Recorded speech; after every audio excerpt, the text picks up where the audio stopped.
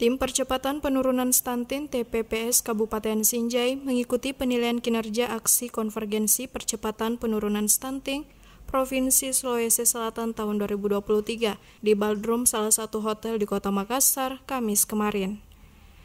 Dalam penilaian kinerja aksi konvergensi stunting ini, Ketua TPPS Kabupaten Sinjai yang juga Wakil Bupati Andi Kartini Otong memaparkan hasil pelaksanaan aksi penurunan stunting yang telah dilakukan timnya.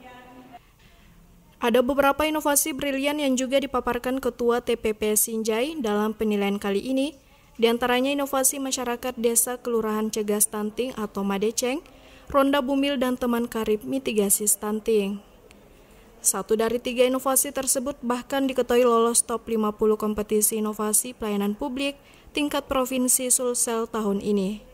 Alhamdulillah ada beberapa inovasi, ada inovasi Madeceng, ada inovasi Ronda Bumil, ada inovasi dari Bu Bidang, dan alhamdulillah mendapatkan 3 besar di Provinsi Sulawesi Selatan, dan inilah yang akan inovasi inilah yang akan diterapkan di Kabupaten Sinjai.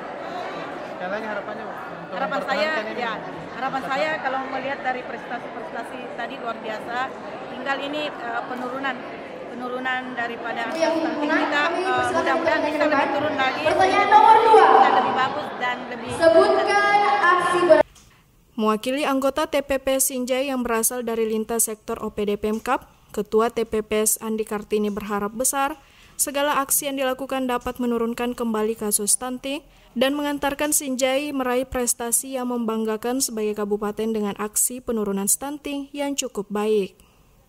Diketahui, untuk lokus stunting di Kabupaten Sinjai 2022 lalu tersebar di 8 kecamatan dan 20 desa.